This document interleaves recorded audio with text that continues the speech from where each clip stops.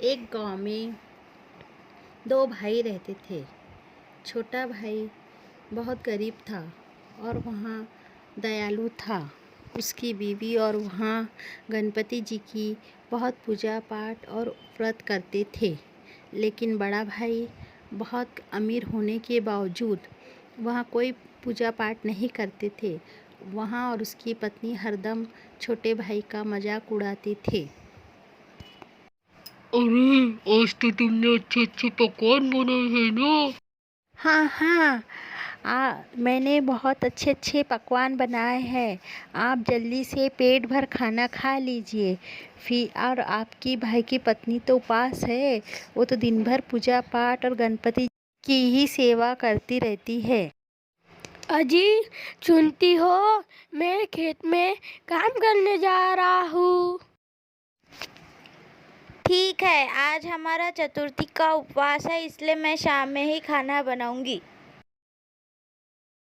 रात में छोटी बहू सोचती है, आज आटा थोड़ा ही है, इसीलिए खाना थोड़ा बना है। पहले मैं इन्हें खाना खिला दूंगी।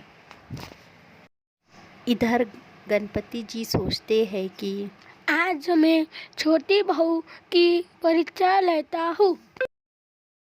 गणपति जी छोटी बहू के पास जाते हैं और वहाँ बहुत खुश हो जाती है। मुझे बहुत जोरों की भूख लगी है। मुझे भोजन मिलेगा क्या?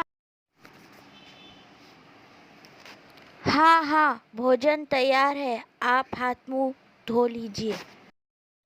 गणपति जी ने छोटी बहू का सारा खाना खा लिया और वो उसकी परीक्षा लेने के लिए कहने लगे, मुझे बहुत नींद आ रही है।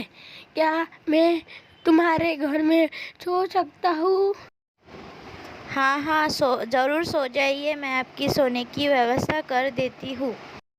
दोनों पति पत्नी भूखे प्यासे जमीन पे सो गए और गणपति जी को पलंग पे सुला दिया। रात में गणपति जी ने पूरे घर में कचरा फैला दिया और चले गए। सुबह छोटी बहू उठी तो उसे पूरा घर गंदा मिला। अरे, इतना गंदा घर! लगता है गणपति जी चले गए। अब मैं इसे साफ कर देती हूँ। उसने जैसे ही कचरा इकट्ठा किया, वहाँ खजाना बन गया। दोनों पति पत्नी बहुत खुश हुए और वहाँ सुखपूर्वक रहने लगे। बड़ी बहू को बहुत पछतावा हुआ। अब वह उनसे अच्छे से व्यवहार करने लगी। चारों सुखपूर्वक रहने लगे।